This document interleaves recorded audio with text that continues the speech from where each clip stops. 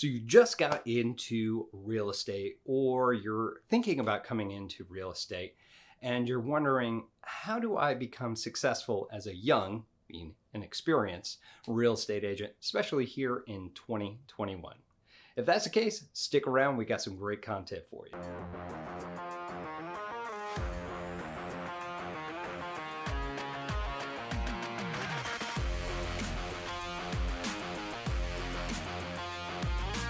What's up, everybody? This is Tim Whittemore with the Whittemore Group here with eXp Realty here in Northwest Florida in the beautiful Destin Fort Walton Beach area. If this is your first time to our channel, we do tons and tons of videos about everything you need to know about eXp Realty and in real estate.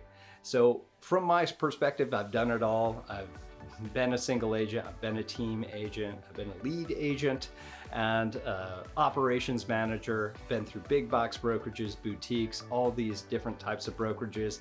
And I want to give you the no BS assessment of what you actually need to know to be successful and where to go. So without further ado, let's get into it. So if you're a brand new agent or you're thinking about getting your license, one of the first things that I always tell people is to find a brokerage that fits you. And also figure out exactly what it is that you want to do. There's plenty of different options out there to be a residential real estate agent or whatever that you're after. So a couple of things to look at. First things first, do I want to try this out completely on my own? Do I want to be what we consider a single agent? Do I want to be on a team? Do I want to be a team agent where I'm surrounded by everybody else, get some good mentorship, some accountability, things like that? So once you can decide between those two things, figure out what brokerage could be good for you. Now, currently my team is with eXp Realty. However, that may not be the best selection for you. We have other ones that we consider big box brokerages. I've been part of one of those before through Realty, and it is a good environment depending on what you want to do. And when I'm talking about these guys, I'm talking about Coldwell Banker, I'm talking about Better Go Homes and Garden, like Century 21. Those would be considered your big box brokerages. You also have small boutiques that could be in your area, which is just a small broker that's running a team or whatever. They could be offering some different perks as well, which is great because most people, when they join a brokerage, isn't so much about commission split or any of that. It's about feeling. It's really about the environment. Do I feel like I belong here?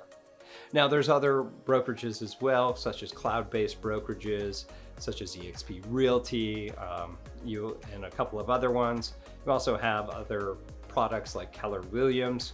All these ones are really good depending on what you're looking for.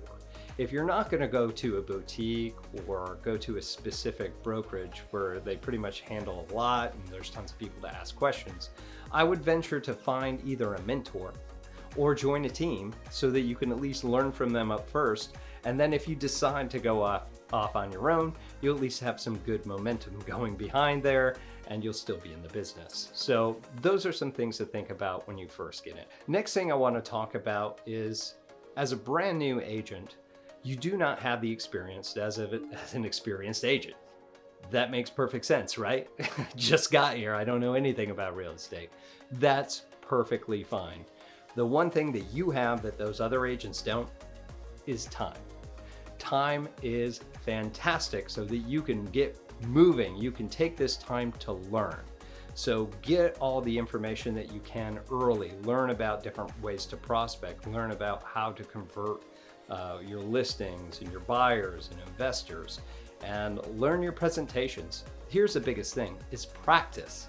Practice, practice, practice, because it's better that you practice on your own or with another agent or just a practice partner than it is when you're doing it for real in front of a real person that's trying to list their house or a real buyer. So big thing here is that your leverage is time at this point. So leverage that time. If you have time to go out and knock on doors, go do it. If you've got time to hold 4 open houses a week, go to it. I did. These are all things to help you be successful and be successful early. So where should you start when it starts to prospect? Most agents, a majority of agents, are doing real estate in a place that they either grew up or know a good majority of people in. If that's the case, then you want to start working your SOI, or sphere of influence. It's people that you know, right?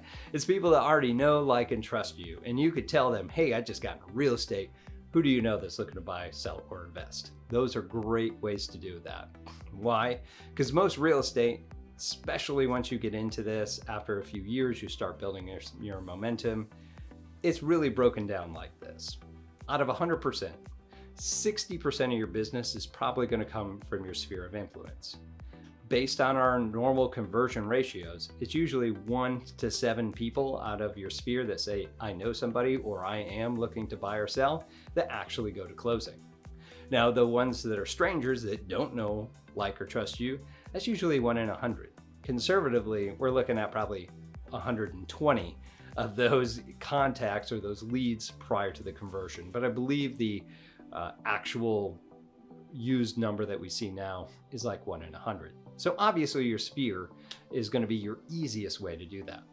Now, if you feel like you're bugging them or you just don't want to do it, there's still 2 other parts that I want you to pay attention to, which are broken up into the other 20 and 20%, which of course make 100, right? So that 20% will be your strangers. What can you find? Where can you prospect for strangers? Good things for brand new agents is going to be open houses.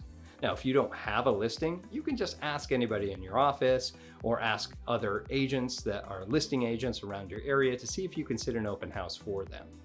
Those are great opportunities to get out, meet strangers, get face-to-face, and feel like you're doing something. Other things are going to be cold calling. Cold calling such as calling for sale by owners, expired listings, pre-foreclosures, all these different avenues that you have to go out to procure business. And there's other ways to do this too, by circle prospecting over the phone or by door for your open houses and things of that nature. So 20% of that, and I'm only scratching the surface, but that's what most people do. Now, what's that other 20%? 20% could be any paid lead source. I would not start here first, mainly because you're already dumping tons of money into your licensing, into just all your marketing materials, all these other things. You're dumping money out. You haven't closed a deal yet. And if you have, it probably isn't that big yet. It still hasn't made up. So try these other free avenues that just cost time and not money. However, if you're like, nope, this is the way I'm going to do this, paid lead sources, what are those like? So I'm sure you've heard about Zillow and Realtor.com. Those are really big ones. But there's tons and tons of different resources out there that you can pay for internet leads. Internet lead conversion ratio is about 1 to 100 or 1 to 120 in order to get to 1 to close. Now, this other 20%, depending on what type, if you're a team member, depending on what type of team that you actually join, may be coming from those as well. Because the good thing about having a team that you work for is that they have the leverage and the money to pay for all these different sources, and that way it gives you a little bit more consistent lead flow in order for you to go ahead and call them. We call these warm leads. They're people that have raised their hand and asked for information, and now you're giving them information and trying to convert. Most of these are typically buyers. However, they're, depending on your team, it could be a seller lead as well. Now, internet leads don't have to cost money.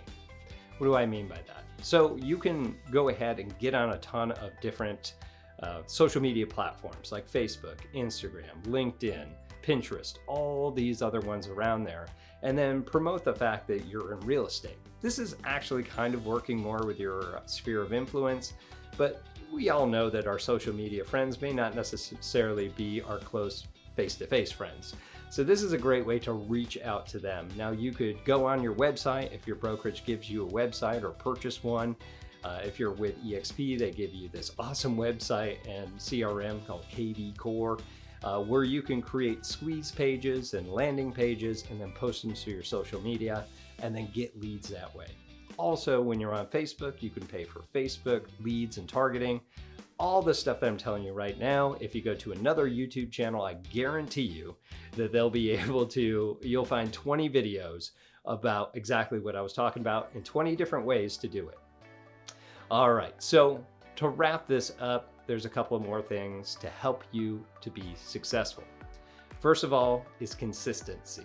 It's going to be, you have to be consistent in your prospecting efforts, all right? Even if you get one under, meaning that you got somebody that said that they were going to sell or they were going to buy and you got them under contract, so under. You still have to work on your prospecting because as soon as that one closes, you've got nothing in your pipeline. So staying consistent with that. And I've heard this so many times. I've been a real estate coach and mentor for quite some time. And I hear these people like, oh, I've tried cold calling. I've tried open houses. I've done that. Okay, how long did you do it for? Oh, 2 weekends. That's not enough. That's not even close. You have to do this consistently. As soon as you think that it's not working, you have to do it probably 2-3 times more than that to actually start seeing results from it. So don't give up on cold calling after your first time. Don't give up on your open houses or door knocking.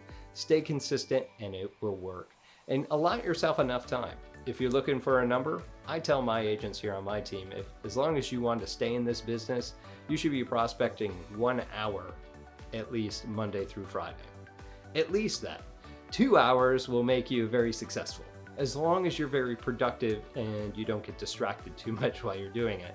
Because real estate is a contact sport. Not that you have to wear any sort of protective pads, but you do have to go ahead and reach out and contact people. Okay, the next one is to stay accountable. If you're on a real estate team, you probably have a coach, mentor, or team lead that is keeping you accountable. If you're part of a small boutique brokerage, it could be the same thing. However, if you go out on your own, there's not a lot of people that are going to keep you accountable to your goals. You may want to hire a coach, a real estate coach, in order to help you out if you don't want to join either one of those aspects. That could also help as well. But you need to stay accountable. Find somebody to keep you accountable for your goals. And the last thing I'm going to leave you with is that 87% of agents that start to get into this business are gone within the first 3 to 5 years. In the first year or two, it's like 80-something%. This is not easy. Don't expect it to be easy. So please do not get discouraged if you've gone 3 to 6 months and you're just now closing your first sale. It took me 3 to 6 months to close my first sale. And by the time that I actually did that, I built up enough momentum. I had a good coach, I was on a good team, and I actually got Rookie of the Year my first year in real estate by closing 32, 33 deals.